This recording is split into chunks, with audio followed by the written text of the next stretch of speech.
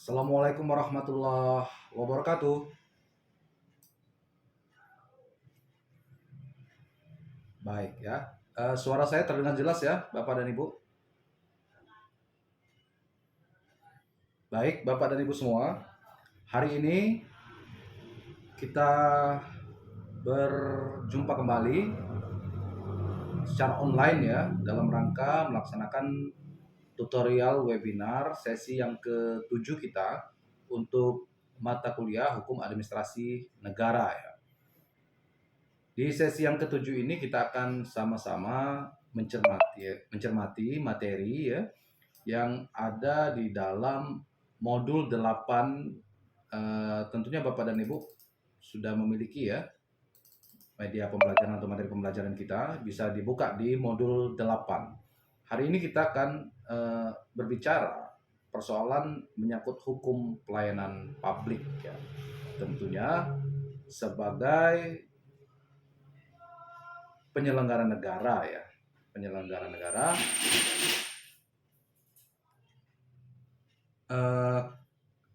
akan memberikan pelayanan kepada publik ya. Pelayanan kepada publik ini akan diberikan kepada orang-orang yang ingin mendapatkan pelayanan dari pemerintah ya sebagai representasi negara tentunya ya. Nah, apa itu pelayanan publik? Pelayanan publik atau pelayanan umum itu dapat didefinisikan sebagai salah satu bentuk jasa pelayanan baik dalam bentuk barang publik maupun jasa publik yang pada prinsipnya menjadi tanggung jawab dan dilaksanakan oleh instansi pemerintah di pusat dan di daerah. Lalu di lingkungan badan usaha milik negara atau badan usaha milik daerah dalam rangka upaya pemenuhan kebutuhan masyarakat atau dalam rangka pelaksanaan ketentuan peraturan perundang-undangan. Nah, itu definisi dari pelayanan publik ya. Jadi adalah bentuk jasa pelayanan ya, kepada publik gitu. Setidaknya pengertiannya begitu ya. Sementara itu, menurut Undang-Undang Nomor 25 Tahun 2009 tentang pelayanan publik, ya, bahwa pengertian pelayanan publik itu diartikan kegiatan atau rangkaian kegiatan dalam rangka pemenuhan kebutuhan pelayanan sesuai dengan peraturan perundang-undangan bagi setiap warga negara dan penduduk atas barang, jasa, dan atau pelayanan administratif yang disediakan oleh penyelenggara pelayan publik begitu ya. Tentunya ini undang-undang bisa nanti Bapak dan Ibu mahasiswa download di Google ya. Itu tersedia Undang-Undang 25 tahun 2009 tentang pelayanan publik. Hal ini merupakan bagian dari bentuk perkembangan prinsip-prinsip New Public Model. Menurut Early, sebagaimana dikutip oleh Yeremias Tekeban ya,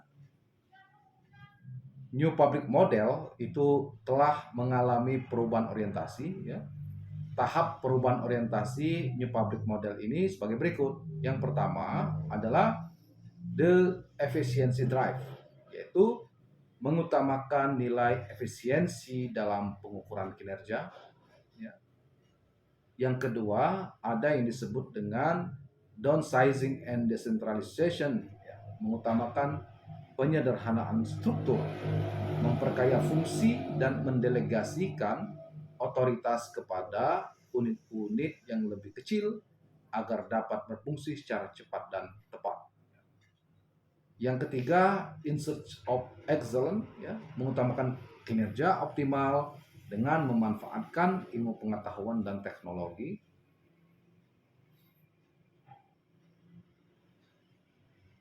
Yang keempat, ada yang namanya public service orientation, ya, menekankan kualitas, ya, misi dan nilai yang hendak dicapai oleh organisasi publik, memberikan perhatian yang lebih besar kepada aspirasi, kebutuhan dan partisipasi ya, serta user serta warga masyarakat.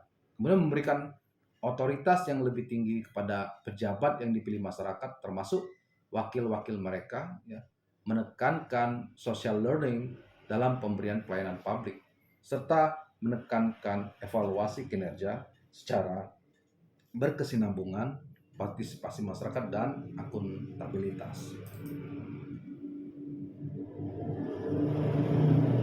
Bahkan dalam pergeseran lanjut ya, dari new public model menuju new public service, ya, masalah pelayanan publik tetap menjadi pilar utama yang sedemikian rupa, ya, yang menurut Jeremias Tekeban bergeser menjadi pertama, melayani warga masyarakat bukan pelanggan, mengutamakan kepentingan publik, ya, lebih menghargai warga negara daripada kewirausahaan, berpikir strategis dan bertindak demokratis, ya, menyadari bahwa akuntabilitas bukan merupakan sesuatu yang mudah, melayani daripada mengendalikan, yang ketujuh menghargai orang bukannya produktivitas semata.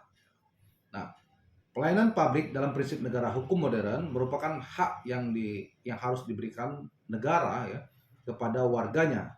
Hal ini sesuai dengan ketentuan pasal 20, 27, 28A, 28B, 28C, 28D, 28H, 28I ayat 2 dan pasal 34 ayat 3 Undang-Undang Dasar Tahun Komunikasi dan Informasi. Ada Undang-Undang 14 2008 tentang keterbukaan informasi publik. Ada Undang-Undang 32 tahun 2002 tentang penyiaran. Soal lingkungan hidup. Ada Undang-Undang 1 2011 tentang lingkungan hidup. Ada Undang-Undang 2026 tahun 2007 yang tentang penataan ruang. Lalu tentang kesehatan, ada Undang-Undang 36 2009 tentang kesehatan. Ada Undang-Undang 29 tahun 2004 tentang praktek kedokteran. Lalu soal jaminan sosial, ada Undang-Undang 30 2004 tentang kesejahteraan sosial. Tentang energi, ada Undang-Undang 30 2007 tentang energi, tentang tenaga listrik, tentang nuklir gitu ya. Kemudian soal perbankan ya, ada Undang-Undang nomor 10 tahun 1998 tentang perbankan dan Undang-Undang 23 tahun 1999 tentang Bank Indonesia. Nah, ini sumber hukum layanan publik ini menjadi rujukan panduan ya bagi unit-unit pelayanan publik dalam memberikan pelayanan publik kepada masyarakat. Jadi terkait pekerjaan ya, untuk mendapatkan surat keterangan pencari kerja misalnya, itu maka panduan dari Dinas Tenaga Kerja adalah undang-undang terkait ketenaga kerjaan ya, untuk mengeluarkan surat keterangan pencari kerja. Kemudian terkait catatan kepolisian, kalau dulu SKCK ya, sekarang SKKB ya, surat keterangan kelakuan baik begitu ya. Kalau itu masih dibutuhkan maka sudah ada panduan ya bagi internal kepolisian tentunya untuk memberikan surat keterangan kelakuan baik itu. Ya. Kemudian terkait surat misalnya tidak pernah dihukum ya dari pengadilan, pengadilan juga punya kewenangan memberikan layanan kepada masyarakat untuk mengeluarkan surat keterangan tidak pernah dihukum ya, sebagai syarat misalnya untuk mencalonkan diri sebagai kepala daerah misalnya ya, atau posisi-posisi tertentu yang mensyaratkan tentang bahwa tidak pernah dihukum, maupun terkait hal-hal lain ya tentang kesehatan ya, tentang kesejahteraan sosial ya, misalnya masyarakat yang ingin mendapatkan layanan BPJS ya, tentu sudah ada undang-undang BPJS, bagaimana apa yang dimaksud dengan peserta mandiri ya, kemudian ada peserta yang dibiayai oleh pemerintah ya, kemudian ada peserta yang dibayar oleh unit kerja tempat dia bekerja begitu. Nah, itu banyak sekali penjelasan-penjelasan tentang bagaimana suatu institusi tertentu dalam memberikan pelayanan publik kepada masyarakat. Nah, berikutnya pelayanan administrasi sebagai pelayanan publik ya, yang ditujukan untuk rakyat berdasarkan pasal 5 Undang-Undang Layanan Publik dapat dibagi dalam dua jenis utama. Pertama, tindakan administratif pemerintah yang diwajibkan oleh negara dan diatur dalam peraturan perundang-undangan dalam rangka mewujudkan perlindungan pribadi, keluarga, kehormatan, martabat, dan harta benda warga negara. Yang kedua, tindakan administratif oleh instansi non-pemerintah yang diwajibkan oleh negara dan diatur dalam peraturan perundang-undangan serta diterapkan berdasarkan perjanjian dengan penerimaan pelayanan gitu. Nah, berikutnya adalah organisasi pelayanan publik. Hal utama dalam pengorganisasian pelayanan publik itu berkaitan dengan penentuan pejabat yang berwenang ya dalam penyelenggaraan organisasi pelayanan publik. Dalam organisasi pelayanan publik, pihak yang bertindak sebagai pembina dari proses pelayanan publik itu diatur dalam ketentuan pasal 6 Undang-Undang Pelayanan Publik. Pertama, sebagai pembina ya dalam proses pelayanan publik. Yang pertama adalah pimpinan lembaga negara, pimpinan kementerian, pimpinan lembaga pemerintahan kementerian, pimpinan lembaga komisi negara atau yang sejenis, serta pimpinan lembaga lainnya. Contoh terkait pimpinan lembaga komisi negara, misalnya terkait proses pemilu ya atau pilkada ya, yang diselenggarakan oleh Komisi Pemilihan Umum sebagai salah satu lembaga komisi yang ada di Indonesia. Kemudian masyarakat ya yang ingin misalnya mendaftarkan diri ya untuk menjadi anggota legislatif, pertama kan harus mendaftarkan dulu ke partai politik masing-masing. Nah, kemudian partai politiklah yang mendaftarkan peserta pemilunya ya atau calon-calon dewannya yang ada di masing-masing partai itu ke KPU dengan syarat-syarat, misalnya harus lulus dulu dari badan hukum ya, punya syarat administratif berbadan hukum, harus lulus administrasi badan hukum, kemudian lulus dulu dari verifikasi faktual, itu syaratnya. Makanya KPU melakukan verifikasi faktual, turun ke masyarakat untuk melacak ya apakah benar-benar ada pendukung partai ini begitu, apakah struktur kepengurusnya benar-benar ada di setiap daerah begitu. Itu dilakukan verifikasi faktual. Setelah lulus itu baru kemudian diperbolehkan mendaftarkan anggota calon legislatifnya ya ke KPU ya. Jadi satu kelompok begitu. Itu dari sisi partai. Lalu bagaimana dari sisi masyarakat yang ingin menjadi pemilih misalnya ya. Nah, masyarakat yang ingin memilih harus ada pelayanan juga yang diberikan oleh KPU. Misalnya si A ya seharusnya memilih di Kabupaten Lahar, misalnya begitu. Tapi oleh karena di hari pemilihan itu si A ini sedang ada tugas di Palembang misalnya begitu ya, maka dia harus mendapatkan layanan dari KPU. KPU juga sebagai institusi pelayanan publik harus memberikan layanan juga bagaimana memindahkan si A tadi agar tetap bisa memilih di kota Palembang misalnya gitu. Nah, itu dari sisi peserta dan dari sisi pemilih. Masih banyak lagi layanan-layanan yang diberikan oleh KPU ya sebagai Komisi Pemilihan Umum dalam rangka penyelenggaraan pemilihan umum. Kemudian banyak lagi ya seperti lembaga ombudsman. Kita kemarin sempat di materi yang lalu sempat menyinggung persoalan institusi ombudsman ya.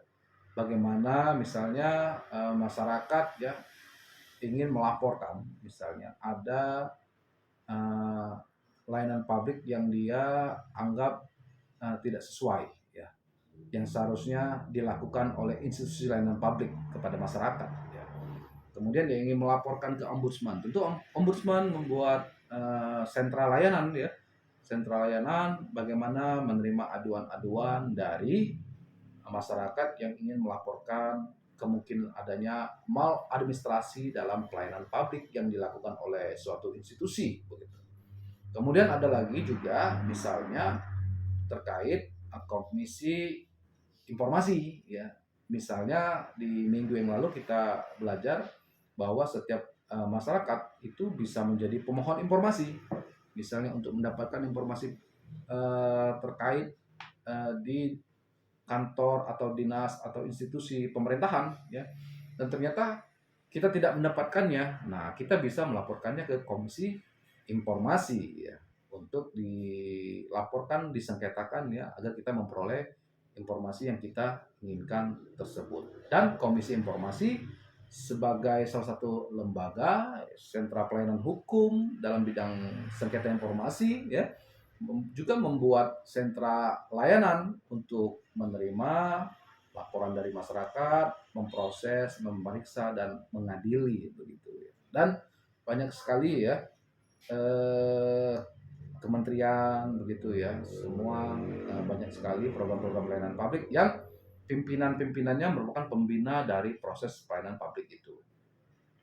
Yang kedua adalah gubernur ya. Gubernur adalah pimpinan suatu provinsi juga sebagai pembina dari proses pelayanan publik ya. Pemerintah provinsi tentu memberikan ya, pelayanan kepada masyarakat di provinsi Sumatera Selatan contohnya ya. Bagi kita ya sebagai masyarakat Sumatera Selatan misalnya ya, ingin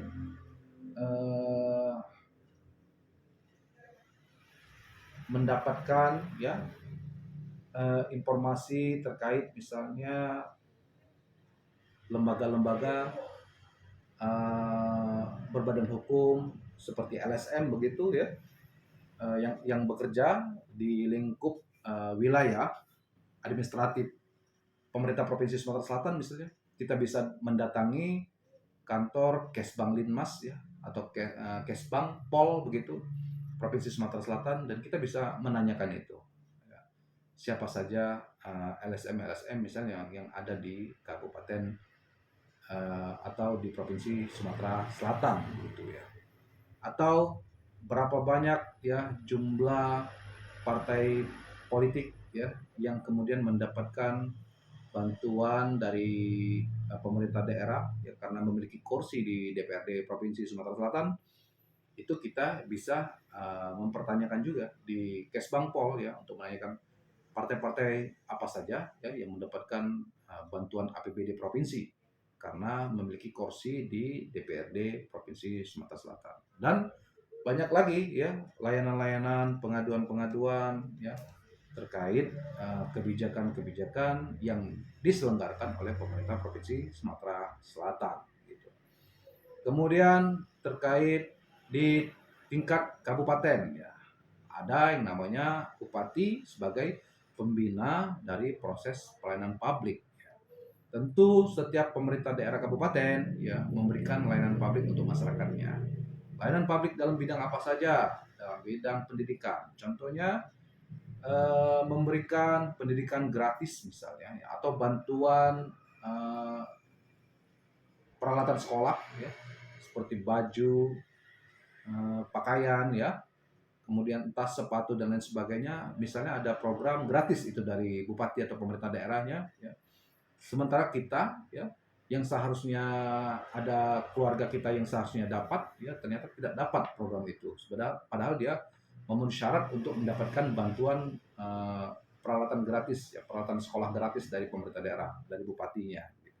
Kita bisa melaporkan ke dinas pendidikan misalnya persoalan ini. Kenapa ada salah satu warga ya yang seharusnya tidak dapat program dari pemerintah daerah ini. Nah, bupati sebagai pembina pelayanan publik ya akan memberikan penjelasan nantinya berikut solusi ya dan kebijakan ya tentunya untuk bagaimana nanti semua masyarakat yang seharusnya dapat ini bisa terlayani dengan baik dalam hal bantuan peralatan sekolah gratis. Sama begitu juga dengan wali kota di suatu kota ya. Kalau di Lubuk Linggau ini karena dia kota dia wali kota ya. Kalau di Lahat karena dia kabupaten dia bupati begitu. Sama bupati dan wali kota juga pembina dari proses pelayanan publik ya. Dia juga memberikan pembinaan ya untuk dinas instansi yang ada di wilayah kerjanya agar dapat memberikan pelayanan publik secara maksimal kepada masyarakat. Di Lubuk Linggau ini sudah ada mall layanan publik ya. Mall layanan publik ini sebagai instrumen bagi pemerintah Kota Lubuk Linggau untuk memberikan aksesibilitas kepada masyarakat yang ingin mendapatkan pelayanan publik gitu. Nah, pembina penyelenggara pelayanan publik ini mempunyai tugas melakukan pembinaan, ya, kemudian melakukan pengawasan, melakukan evaluasi ya, terhadap pelaksanaan tugas dan tanggung jawab begitu. Kalau dulu contohnya ya di eh, Lubuk Linggau ini ya di era pandemi Covid ya. Jadi kalau ada masyarakat yang terkena Covid ya yang harus melakukan isolasi mandiri begitu. Nah, dia bisa mendapatkan layanan makanan gratis ya 3 kali sehari ya, berikut obat-obatan herbal begitu ya, untuk mengobati uh, sakit COVID yang dialami oleh masyarakat ya. Dan itu saya alami sendiri ya. Jadi seluruh keluarga ya, istri, anak saya kebetulan waktu itu kena COVID ya. Jadi posisi yang demam yang begitu hebat begitu. Tentunya tidak bisa masak sendiri si istri tadi, mau minta tolong sama orang lain juga waktu itu tuh tidak berani ya. Kalau sekarang kan sudah biasa saja kita lihat orang kena COVID ya.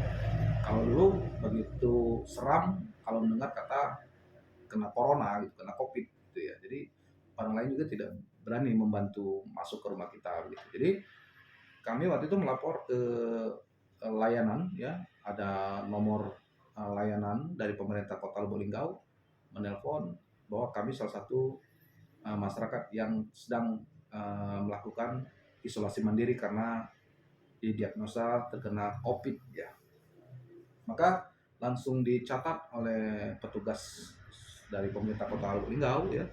Kebetulan waktu itu dari PKK ya, ibu-ibu PKK-nya yang bekerja membantu masyarakat. Jadi seluruh masyarakat yang ada di Lubuk Linggau waktu itu yang sedang sakit ya COVID itu tidak perlu masak lagi ya, silakan fokus dengan isolasi mandiri dan pemulihan dirinya.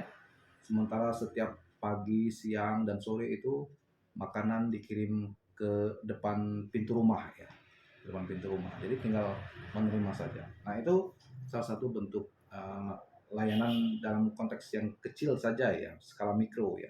Kalau dalam konteks administrasi secara sesungguhnya, mungkin layanannya dalam bentuk lain, misalnya untuk mendapatkan KTP, untuk mendapatkan KK tadi ya, itu dalam bentuk pelayanan dalam bidang administrasi. Nah, wali kota dan bupati adalah pembina ya yang bisa memberikan evaluasi ya terhadap bawahan-bawahannya ya atau jajarannya yang bekerja memberikan pelayanan publik tersebut. Nah, kemudian aparat pelaksana di bawah pembina pelayanan publik adalah penanggung jawab ya, yang dalam ketentuan yang berlaku adalah pejabat sekretaris di masing-masing lembaga pemerintah. Kalau di pemerintah daerah kabupaten ada sekda kabupaten ya, kalau di pemerintah kota ada sekda kota ya, sekda pemerintah kota begitu ya. Inilah sebagai penanggung jawab dari proses pelayanan publik itu. Nah, meskipun dia penanggung jawab, namun ada distribusi kewenangan juga masing-masing ke kepala dinas ya. Jadi seluruh tanggung jawab ini didistribusikan ke masing-masing kepala dinas sebagai leading sektor dari sebuah institusi pelayanan publik terhadap masyarakat.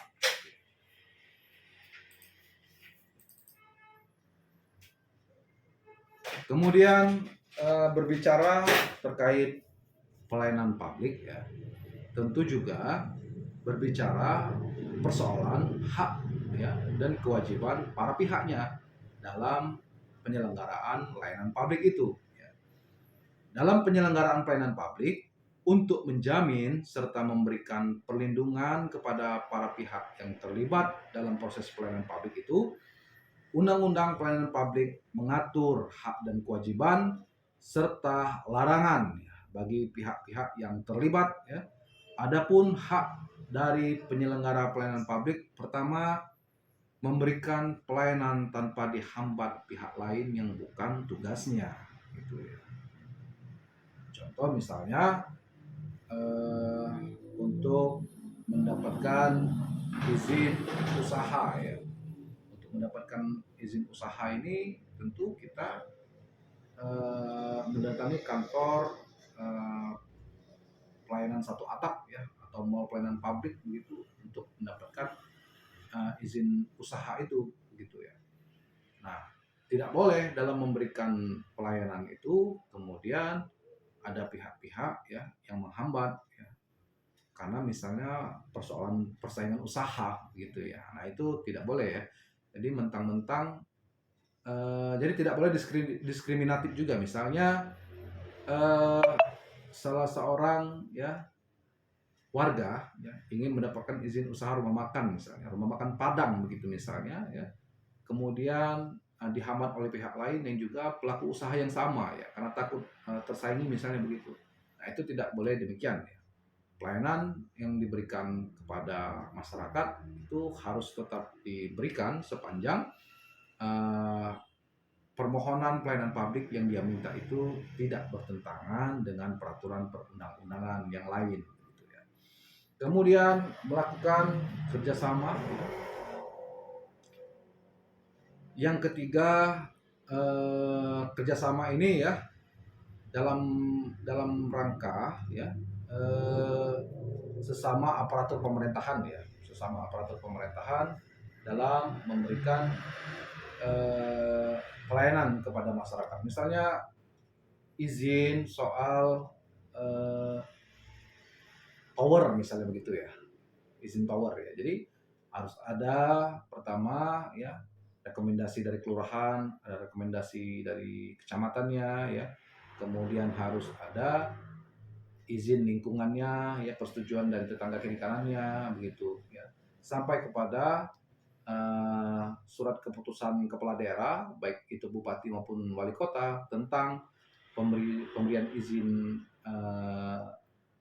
IMB misalnya begitu ya, izin mendirikan bangunan ya untuk usaha tower tadi. Jadi di tingkat pemerintah daerah sampai ke tingkat kecamatan dan kelurahan harus ada kerjasama yang secara kolektif, sinergitas ya, sehingga pemberian pelayanan publik ini dapat berjalan secara maksimal kepada masyarakat. Gitu. Kemudian mempunyai anggaran pembiayaan penyelenggaraan pelayanan publik. Ya. Kita tidak bisa berbicara pelayanan publik yang efektif ya, yang efisien bila tidak didukung dengan anggaran. Ya. Jadi pemerintah juga mesti memberikan anggaran ya dalam rangka aparatur pemerintah ini bekerja untuk memberikan layanan publik tersebut. Lalu melakukan pembelaan terhadap pengaduan dan tuntutan yang tidak sesuai dengan kenyataan dalam penyelenggaraan pelayanan publik. Misal ya, ketika jajaran dari pemerintah daerah ya telah memberikan ya apa yang diminta oleh pemohon pelayanan publik tadi, tapi ternyata di ujung ternyata ada aduan misalnya begitu ya, yang dilaporkan ke entah itu kepada bupatinya langsung ya, atau kepada institusi pengadilan misalnya begitu, atau institusi eh, yang juga melayani pengaduan masyarakat terkait sengketa layanan publik, misalnya Komisi Informasi atau Ombudsman begitu ya. Nah, jajaran pemerintah daerah ya sepanjang aparatur ya yang bekerja ya, sudah memberikan pelayanan sesuai dengan peraturan perundang-undangan ya, maka wajib bagi penyelenggara pemerintahan itu untuk membela ya aparatur yang sudah bekerja tersebut ya, melalui mungkin bagian hukumnya ya, dari suatu pemerintah daerah tentu ada bagian hukum.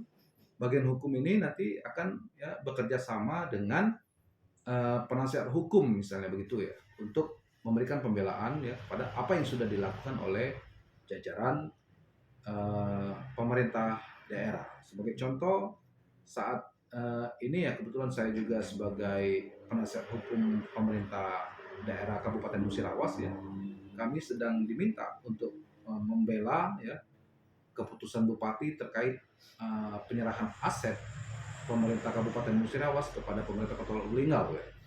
Jadi sejak pemerintah Kota Lubuk Linggau mekar ya, berdiri sendiri, memekarkan diri berdasarkan undang-undang, maka seluruh aset-aset milik pemerintah Kabupaten Musirawas ya secara administratif ya berdasarkan peraturan perundang-undangan ya yang diakui sebagai sah milik daerah tentunya harus diserahkan kepada pemerintah Kota Lubuk Linggau. Nah, di tahun 2011 yang lalu itu sudah diserahkan oleh pemerintah daerah Kabupaten Musirawas ke pemerintah Kota Lubuk Linggau. Dan hari ini ternyata ada gugatan karena ada masyarakat yang mengklaim bahwa aset yang diserahkan itu milik mereka, klaim mereka ya, bukan milik pemerintah Kabupaten Musirawas waktu itu.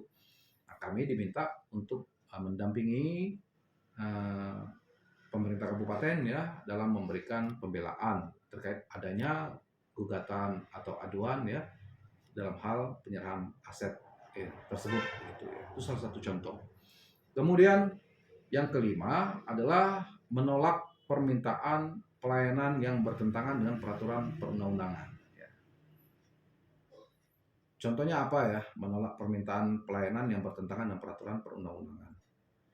Misalnya, ya, contoh pasien COVID ya, pada waktu pandemi COVID, ya, lalu ada ya, masyarakat datang menemui direktur rumah sakit misalnya atau dinas kesehatan misalnya untuk meminta seluruh identitas orang-orang yang kena COVID, misalnya begitu. Nah, ini tidak boleh dilakukan karena data pasien berdasarkan undang-undang kesehatan, undang-undang rumah sakit, ya, itu harus dirahasiakan. Ya. Begitu juga dengan undang-undang informasi publik, ya, bahwa ada informasi-informasi yang bisa dibuka kepada publik, ada juga informasi-informasi yang tidak boleh dibuka kepada publik. Salah satunya adalah data pasien rumah sakit. Ya, misalnya penyakit COVID tadi ya. Jadi ketika ada orang datang meminta nama-nama daftar nama misalnya begitu ya, yang nama-nama pasien COVID di rumah sakit ya, ke dinas kesehatan atau ke rumah sakit, nah itu tidak boleh diberikan kecuali kalau sudah dapat izin dari pasien yang bersangkutan gitu ya, itu baru boleh. Makanya di era pandemi yang lalu di televisi ya atau di berita-berita online itu update kasus-kasus COVID itu terus ya diinformasikan, jadi kita tahu perkembangan per jam ya, per hari ya, per minggu berapa banyak orang-orang yang terpapar COVID begitu. Tapi tidak ada nama-namanya, hanya angka-angka jumlah secara akumulasi ya dari hari per hari penambahan pasien COVID begitu ya. Juga sebaran areanya diketahui ya, misalnya pada waktu itu area Sumatera Selatan berapa besarannya dari Sumatera Selatan dibagi lagi ke 14 kabupaten kota misalnya ya, berapa lagi besarnya begitu. Nah, begitu contoh hal-hal yang harus ditolak ya, permintaan pelayanan yang bertentangan dengan peraturan perundang-undangan gitu. Nah, dalam pelayanan publik ya, salah satu unsur utama yang dibutuhkan untuk menggerakkan roda pelayanan publik adalah unsur pendanaan ya. Penyelenggara pelayanan publik wajib mendapatkan jaminan bahwa pelayanan publik yang diselenggarakan tersebut mendapatkan pendanaan yang jelas dari APBN atau APBD. Ya. Kepastian akan pendanaan layanan publik melalui APBD atau APBN tersebut telah ditentukan dalam pasal 11 ayat 4 Undang-Undang 17 2003 tentang keuangan ya. Belanja negara dipergunakan untuk keperluan penyelenggaraan tugas pemerintahan pusat dan pelaksanaan perimbangan keuangan antara pemerintah pusat dan daerah. Sebagai contoh, tadi ya, para tenaga-tenaga kesehatan yang melaksanakan proses vaksinasi kepada masyarakat kan itu berkelanjutan ya, butuh waktu panjang, bahkan sampai hari ini juga tenaga kesehatan masih melakukan proses vaksinasi kepada masyarakat. Ya. Nah, ini kalau tidak didukung dengan anggaran yang memadai, agak repot ya bagaimana bisa memberikan pelayanan kepada masyarakat ya. Kalau misalnya anggaran untuk mengadakan vaksinnya tidak ada ya, atau kurang, tidak maksimal. Kemudian insentif ya bagi tenaga-tenaga kesehatan misalnya juga tidak maksimal. Nah, karena pekerjaan-pekerjaan tenaga kesehatan pada waktu itu sangat berisiko tertular COVID ya. Jadi kalau pekerjaan yang seberisiko itu tidak disupport dengan anggaran yang cukup ya, anggaran yang layak bagi tenaga kesehatan misalnya untuk bekerja ya dalam pelayanan pasien-pasien COVID maupun masyarakat yang ingin mendapatkan vaksinasi, nah ini hasilnya bisa jadi tidak maksimal. Jadi harus ada keberimbangan dari beban, hak dan kewajiban gitu ya. Khusus Pemda ya, pendanaan untuk pelayanan publik pada kondisi khusus itu dapat dibiayai melalui dana alokasi khusus ya. Sebagaimana diatur di dalam penjelasan Undang-Undang 33 2004 tentang penerimaan keuangan antara pemerintah pusat dan pemerintah daerah ya. Sebagai berikut ya, isinya dana alokasi khusus dimaksudkan untuk membantu membiayai kegiatan khusus di daerah tertentu yang merupakan urusan daerah ya. Dan sesuai dengan prioritas ya nasional, khususnya untuk membiayai kebutuhan sarana dan prasarana pelayanan dasar masyarakat ya, yang belum mencapai standar tertentu atau untuk mendorong percepatan pembangunan daerah. Contoh dana alokasi khusus bidang pendidikan contohnya ya. Jadi ada dalam rangka meningkatkan pelayanan pendidikan kepada masyarakat ya, harus dibuat infrastruktur pendidikan yang layak begitu. Makanya tidak sedikit juga daerah-daerah ya yang mendapatkan dana alokasi khusus ini berupa proyek-proyek ya pengerjaan pembangunan kelas baru atau ruang-ruang belajar baru begitu ya, atau rehab begitu yang berasal dari dana DAK atau dana alokasi khusus ini. Tujuannya apa? Adalah untuk memaksimalkan layanan pendidikan ya kepada masyarakat. Ya. Jadi dari tahun ke tahun kan kita ini semakin berkembang begitu ya. Kemudian jumlah penduduk semakin bertambah. Semakin bertambahnya jumlah penduduk ini tentunya akan makin bertambah jumlah peserta didik ya. Nah, apabila pemerintah daerah tidak mensiasati dengan baik dengan memberikan layanan baik yang didukung oleh infrastruktur yang baik ya, ini agak kewalahan ya, khawatir hasil pendidikan ya, indeks pendidikan atau indeks pembangunan manusianya tidak bisa tercapai dengan baik apabila program-program pendidikan di suatu daerah ini tidak maksimal.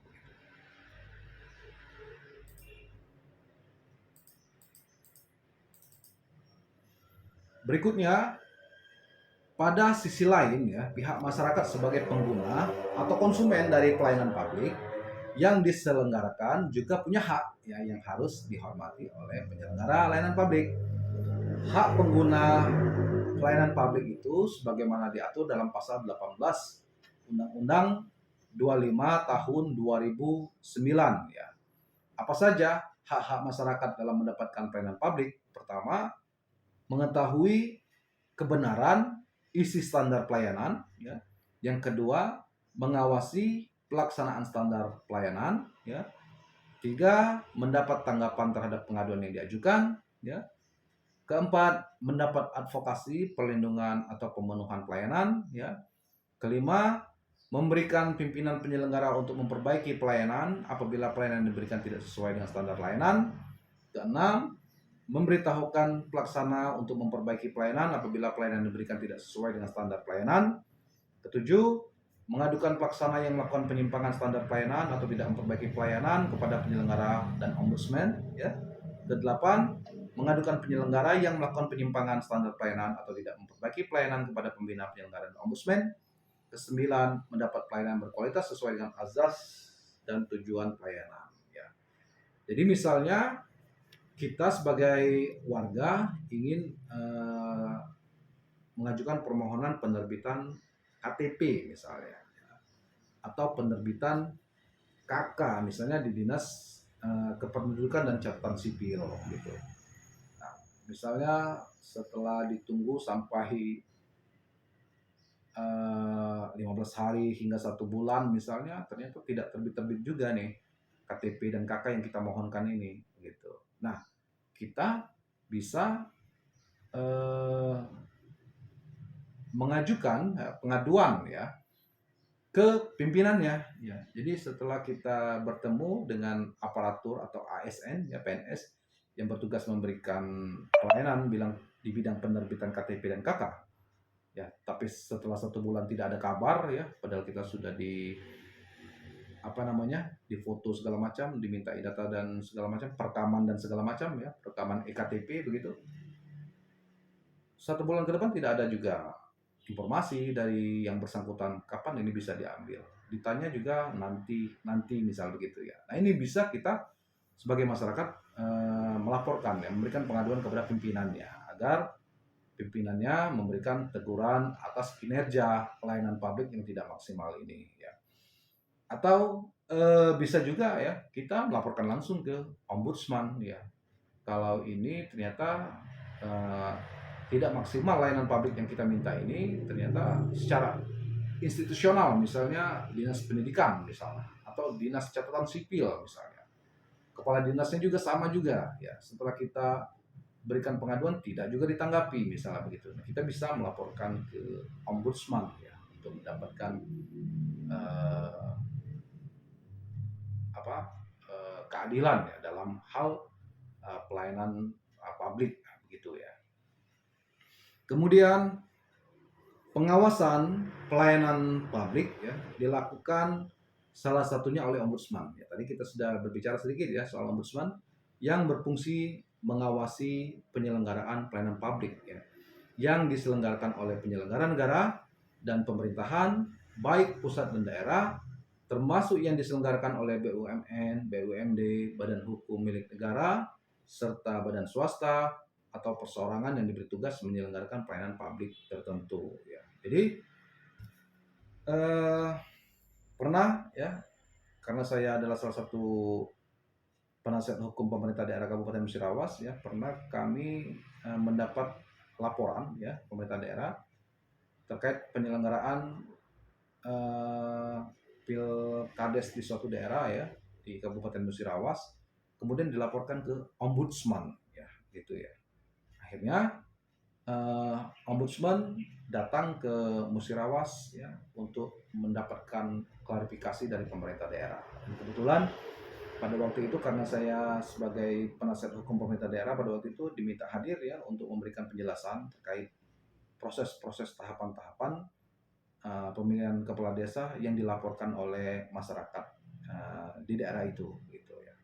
Akhirnya kami jelaskan bahwa proses ya pilkades sudah berjalan sesuai dengan aturan, bahwa kemudian di antara internal calon kades ini sudah ada kesepakatan ya. Jadi kalau laporan itu terkait tidak adanya kesepakatan,